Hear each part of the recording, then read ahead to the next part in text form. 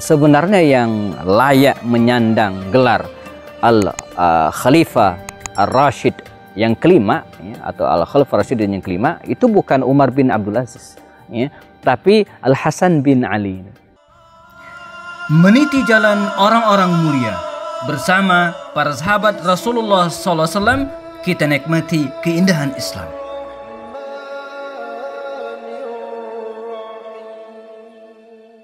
Assalamualaikum warahmatullahi wabarakatuh. Alhamdulillahi wa kafa. Asyhadu an la ilaha illallah. Asyhadu anna Muhammadan abduhu wa rasuluhu al-Mustafa wa ala alihi wa sahbihi wa mawala ba'du. Teman-teman sekalian dimanapun berada, kita masih di program menelaah kisah orang-orang mulia di sekitar Rasulullah SAW. Dan tokoh yang akan kita bahas kali ini adalah Al-Hasan bin Ali bin Abi Thalib radhiyallahu anhu. Seorang yang luar biasa, ya, cucu Rasulullah SAW dari putri beliau Fatimah radhiyallahu anha. Dan kalau selama ini, ya, masyarakat lebih kenal dengan Al-Husain, adiknya, tapi sesungguhnya kita tidak bisa menafikan tokoh yang bernama Al-Hasan ini. Bahkan sebagian ulama, ya, kalau ada yang menyebutkan Umar bin Abdul Aziz, ya, adalah Khalifah Ar-Rashid kelima, ya. Jadi kita tahu ada 4 Khalifah Rashidun, Abu Bakar, Umar, Utsman, dan Ali, ya. Nah, ada yang menyebut Umar bin Abdul Aziz, ya, itu adalah Khalifah Rashidin yang kelima, ya, karena keadilannya, kezuhutannya, kesederhanaannya, dan karakternya yang luar biasa, ya. Namun kalau kita telusuri sejarah, sungguh sebenarnya yang layak menyandang gelar Khalifah Ar-Rashid yang kelima, ya, atau Al-Khalifah Rashidin yang kelima, itu bukan Umar bin Abdul Aziz, ya, tapi Al-Hasan bin Ali. Sebab fakta sejarah mengatakan setelah Abu Bakar, Umar, Utsman, Ali, ya, setelah Ali bin Abi Thalib wafat, maka yang menjadi khalifah setelahnya adalah Al-Hasan ini. Dia yang kelima. Dan kalau kita hitung durasi waktunya, di mana Rasul mengatakan bahwa kekhalifahan itu akan berlangsung selama 30 tahun, include di dalamnya pemerintahan Al-Hasan yang berlangsung selama sekitar 6 bulan. Nah, jadi dilihat dari fakta sejarah dan kemudian dalil-dalil secara umum dan sejarah zahir, sungguhnya yang layak menyandang gelar Al-Khulafa Ar-Rasyidun yang kelima itu bukan Umar bin Abdul Aziz, tapi Al-Hasan bin Ali radhiyallahu anhu. Dan tentu saja ini bukan berarti kita menafikan keutamaan Umar bin Abdul Aziz, tidak. Semua orang sepakat beliau adalah khalifah yang luar biasa. Hanya dalam kurun waktu 3 tahun beliau sudah menciptakan kondisi kaum muslimin yang luar biasa, ya, sejahtera dan kemudian keadilan begitu merata. Ya, maka kalau saya lebih cenderung menyebutnya dia adalah Umar yang kedua setelah Umar bin Khattab. Ya, saya pernah bikin buku judulnya Belajar dari Dua Umar, yaitu Umar bin Khattab dan Umar bin Abdul Aziz. Nah, jadi Al-Hasan bin Ali ini, ya, sungguh yang lebih layak mendapatkan gelar Al-Khulafa Ar-Rasyidun yang kelima pasca wafatnya 4 khalifah sebelumnya. Al-Hasan ini, janakumullah, cucu Rasulullah SAW yang dari cucu beliau atau dari anak beliau Fatimah. Kita tahu dalam riwayat Fatimah, ya, menikah dengan Ali bin Abi Thalib dan dikaruniai, ya, ada mengatakan 4 orang anak, ada mengatakan 5 orang anak, ya. Yang tertua adalah Al-Hasan. Nah, jadi Al-Hasan ini cucu Rasulullah dari Fatimah yang tertua, lalu kemudian Al-Husain, Zainab, dan Ummu Kulsum. Nah, yang satu ulama berbeda pendapat, sosok yang namanya Muhsin. Ada yang mengatakan putra Ali dari Fatimah, tapi ada juga mengatakan, ya, putra Ali dari istrinya yang lain. Yang pasti 4 ini yang sepakati ulama. Al-Hasan, Al-Husain, Zainab, dan Ummu Kulsum. Inilah cucu-cucu Rasulullah dari Fatimah dan Ali bin Abi Thalib. Nah, Al-Hasan ini, rahimakumullah, dikisahkan dalam banyak riwayat lahir di bulan Ramadan, ya, tahun ke-3 Hijriah, ya. Jadi selepas, ya, setelah perang Badar tentu saja, yang tahun kedua, ini setahun kemudian lahirlah Al-Hasan. Kalau kita hitung, kalaulah baginda Rasul wafat tahun ke-11, berarti 11 kurang 3, ketika Nabi meninggal usianya sudah masuk 8 tahun, ya. Sudah sangat layak meriwayatkan hadis, ya. Sudah pantas disebut sebagai seorang sahabi, ya, karena kriteria sahabat Nabi adalah orang yang laqiya Rasulullah, dia ketemu Rasulullah ya, dan aslama, dia masuk Islam, dan tufi alal Islam, meninggal dalam keadaan muslim. Jadi Hasan ini merupakan cucu Rasulullah ya, seorang yang sangat disayangi oleh Rasulullah SAW ya. Bahkan dalam banyak riwayat beliau mengatakan bahwa saya menyayangi Husain ya, menyayangi Hasan ya, wa ahibbah, maka sayanglah dia ya.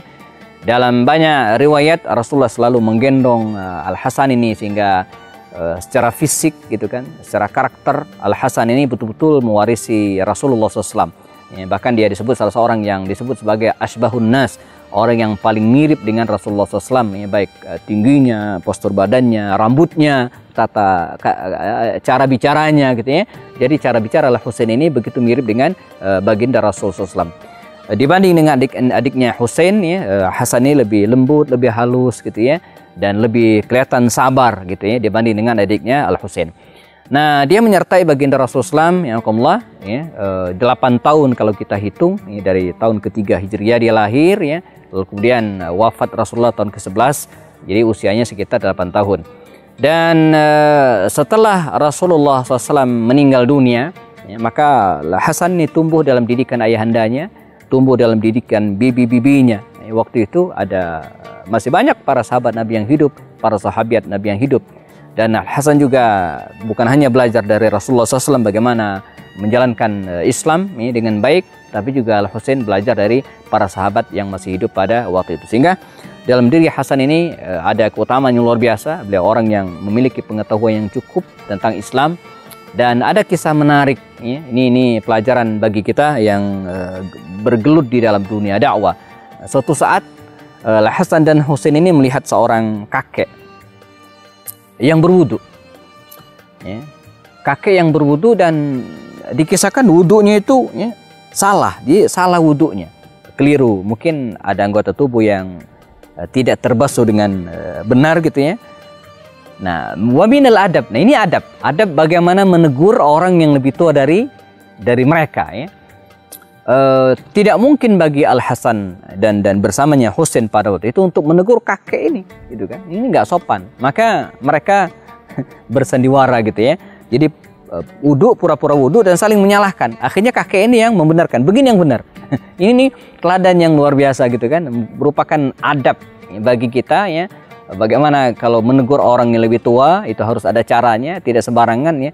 Bagaimana mengkritik ya, tidak di depan publik tapi dengan cara yang bijak. Nah, ini teladan dari Al-Hasan bin Ali radhiyallahu anhu ya. Dan dalam banyak hadis juga baginda Rasul SAW menyebutkan, bahkan sempat muncul pertanyaan ya, sebenarnya lebih mulia mana sih ya? Lebih mulia Hasan atau lebih mulia Husain ya? Nah, manakah yang lebih mulia, Al-Hasan atau Al-Husain? Kita akan membahas ya, tentang hal ini setelah yang berikut ini. Tetap bersama kami.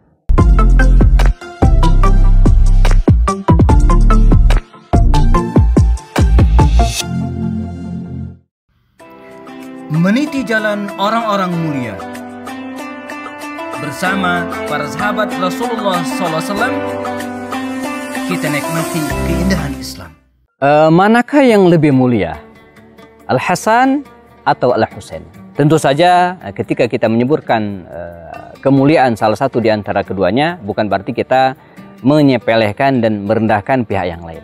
Ada beberapa hadis yang menjelaskan tentang hal ini, dan ini barangkali bisa menjadi salah satu pertimbangan kita, manakah yang lebih mulia, Hasan atau Husain. Salah satu hadis yang diriwayatkan oleh Imam Abu Dawud, Imam Ahmad, dan Imam At-Tabrani ya, dalam kitabnya, dan Syekh Al-Albani menyebut hadis ini sahih ya. Al-Hasanu minni, kata Rasulullah SAW, Al-Hasanu minni wal Husain min Ali ya. Hasan itu dariku, kata Rasul, dan Husain itu dari Ali ya.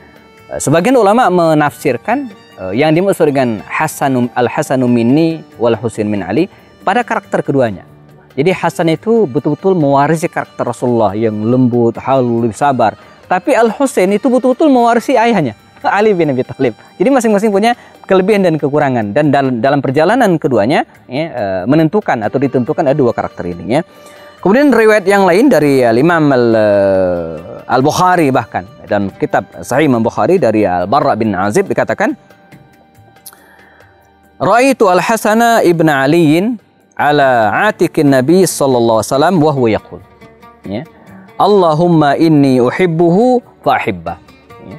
Kata Al-Barra bin Malik meriwayatkan, saya melihat Al-Hasan ini ya ala atiqin Nabi, di atas pundak Rasulullah. Jadi Nabi itu jamaah cucu-cucunya atau anak kecil itu suka digendong bahkan di atas pundak. Ini teladan tersendiri bagi kita para ayah yang harus dekat dengan anak-anak ya, menggendong mereka, mencium mereka, mengajak mereka bercanda. Rasul juga demikian ya, Nabi itu mengangkat Al-Hasan ini di atas pundaknya ya.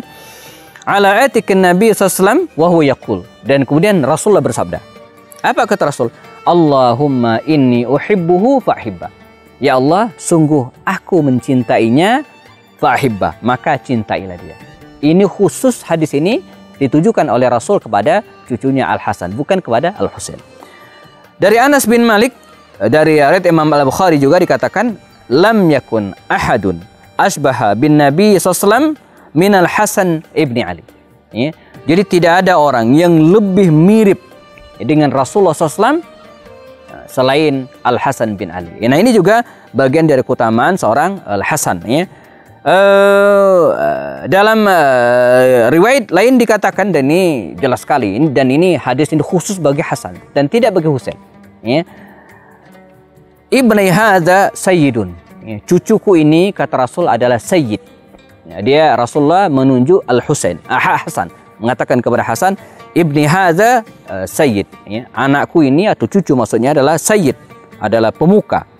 Wala'allallah, semoga Allah Subhanahu wa taala an yusliha bihi baina fi'ataini minal muslimin, dan semoga Allah akan yuslih gitu kan, akan menyatukan kaum muslimin bainal muslimin, di antara muslimin yang sedang bertikai. Dan nanti sejarah membuktikan bagaimana Al-Hasan ini ya menjadi semacam ya orang yang melerai dan kemudian menghentikan pertikaian di antara kaum muslimin. Ketika Ali bin Abi Thalib meninggal dunia, lalu kemudian Al-Hasan bin Ali ditunjuk oleh ayahnya ini menjadi khalifah. Dia pun menjabat khalifah selama sekitar 6 bulan lamanya. Maka dengan kelegowahannya, dengan kesadarannya, dan memilih yang terbaik bagi umat dan bukan untuk dirinya, Al-Hasan bin Ali mundur dari jabatannya dan menyerahkan kekhalifahan kepada Muawiyah bin Abu Sufyan. Nah, karena itulah kemudian karena penyerahan kekuasaan ini kemudian kaum muslimin yang tadinya sempat ada dua kelompok bertikai, pihak Ali bin Abi Thalib dan pihak Muawiyah bin Sufyan, seketika mereka menyatu sehingga tahun ini disebut dengan Amul Jamaah, tahun persatuan. Nah, siapa yang memprakarsa ini adalah Al-Hasan bin Ali radhiyallahu anhu, seorang Hasan bin Ali radhiyallahu anhu. Nah, terkait dengan hikmah di balik mundurnya Al-Hasan ini, Syekh Ibnu Hajar Al-Asqalani memberikan beberapa poin analisa sebagai pelengkap kajian kita pada hari ini ya. Yang pertama ya, mundurnya Al-Hasan dari kekhalifahan dan menyerahkan kekuasaan kepada Muawiyah bin Abu Sufyan. Pertama, kata Imam Ibnu Hajar Al-Asqalani, fi hadhihi al-qissah min al-fawaid, ada beberapa faedah, hikmah. Pertama, ilmun min alamin nubuwah, ya, bagian dari nubuwat Rasul. Jadi Nabi mengatakan bahwa cucunya Al-Hasan ini akan mendamaikan dua kelompok kaum muslimin yang bertikai, dan betul. Nah, jadi mundurnya Al-Hasan ini bagian dari bukti kebenaran nubuwat Rasul, ya, prediksi Rasulullah SAW. Yang kedua, manqibatul Hasan bin Ali fa innahu tarakal mulk, ya, la liqillatin wala lizillatin wala illah bal raghbatuhu fi ma indallah. Ini merupakan kedudukan atau mulianya kedudukan Hasan, di mana ketika dia mundur ya, dan meninggalkan kekuasaan, tarakal mulk, dia meninggalkan kekuasaan ya, la liqillatin, bukan karena kurangnya dukungan, pendukungnya banyak waktu itu, cucu Rasulullah ya, wala lizillah, bukan juga karena kehinaan ya, bukan karena alasan yang lainnya, tetapi semata bal raghbatuhu fi ma indallah, tetapi semata karena kecintaannya kepada Allah dan dia ingin mempersatukan kaum muslimin. Jadi mundurnya Al-Hasan bin Ali ya, dari kekuasaan, menyerahkan kekuasaan kepada Muawiyah, Ini bagian dari sikap seorang yang luar biasa, ya, Hasan, yang tidak mengutamakan jabatan, ya, tapi mengutamakan kaum muslimin, ya. Dan fihi fadilatul islah bainan nas wala siyama fi haq dima'il muslimin. Dan mundurnya Al-Husain ini juga merupakan keutamaan tentang pentingnya islah, ya, pentingnya perdamaian antara manusia kaum muslimin khususnya, ya, wala siyama fi haqqi dima'il muslimin, ya. Nah, khususnya untuk menjaga tertumpahnya darah kaum muslimin. Jadi Al-Hasan, ya, bersedia mundur dan kemudian melepaskan semua jabatan tersebutnya semata untuk menjaga dima al-muslimin, agar darah kaum muslimin, ya, tidak tidak tertumpahkan. Kemudian hikmah yang berikutnya, dilalatu ala ra'fat Muawiyah birra'iyah wa syafaqatu 'alal muslimin wa quwwatu nadrihi fi tadbiril mulk wa nadrihi fi al-awaqib, ya.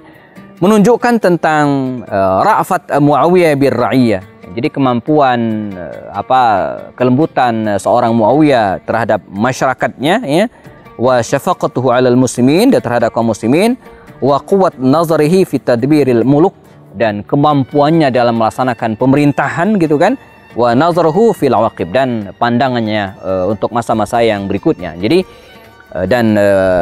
Hasan tahu tentang kondisi seperti ini, maka dengan sekelegowohannya, gitu kan, dengan cukup dia meninggalkan kekuasaan, menyerahkan hal itu kepada Muawiyah bin Abu Sufyan. Dan terbukti seperti disebutkan tadi, ya, begitu kekuasaan diserahkan kepada Muawiyah, maka dengan kemampuannya, ya, Muawiyah bin Abu Sufyan bisa mengendalikan kekuasaan dan mendamaikan kaum muslimin dalam simpul, ya, satu payung kekhalifahan Islam, ya. Hasan bin Ali, ya, radhiyallahu anhuma, ya, ini sangat kita sayangkan, gitu, ya, kalau kita bandingkan dengan Al-Husain. Dan ini memajukan pertanyaannya, mengapa orang-orang Syiah, ya, lebih memuliakan Husain daripada Hasan, ya. Ini juga bagian dari pertanyaan, ya, kita, ya, mengapa orang-orang Syiah itu lebih memuliakan Al-Husain. Nah, barangkali tentang tema yang berhubungan dengan Al-Husain kita akan bahas pada pertemuan-pertemuan berikutnya, insyaallah. Adapun tentang Hasan ini, beliau meninggal dunia pada usia yang terbilang muda, ya. Ada yang menyebutkan beliau wafat di tahun ke-50 Hijriah pada usia sekitar 47 tahunan. Ada yang mengatakan, ya, dia meninggal karena diracun, ya. Tapi dalam pemahaman Ahlus Sunnah wal Jamaah, ya, tidak demikian, ya. Dia meninggal normal seperti biasa, ya, dan walaupun dalam usia yang muda. Ya, mayoritas ulama Ahlus Sunnah mengingkari bahwa Hasan wafat karena diracun, ya, apalagi sampai menuduh Muawiyah bin Abu Sufyan sebagai dalangnya. Ini jauh panggang dari api, tidak mungkin, ya, karena toh Muawiyah tahu, ya, untuk apa meracuni Hasan. Toh Hasan sudah sangat legowo menyerahkan kekuasaan kepada kaum muslimin, ya, atau kepada Muawiyah bin Abu Sufyan. Dia meninggal dan kemudian dimakamkan di Baqi al-Gharqad, ya, di samping ibundanya Fatimah binti Rasulullah. Jadi sehingga hari ini kalau kita ke Madinah, kita bisa mengunjungi makam Al-Hasan ini yang berada di Baqi al-Gharqad di Madinah Al-Munawwarah bersama dengan ribuan para sahabat Nabi yang lainnya. Semoga kita bisa, ya, meneladani sosok Al-Hasan ini dalam banyak hal tentang bagaimana menyikapi kekuasaan, lebih mendahulukan kepentingan rakyat daripada kepentingan pribadi. Hadanallah wa iyyakum jama'in. Kita ketemu lagi dalam video-video berikutnya. Assalamualaikum warahmatullahi wabarakatuh.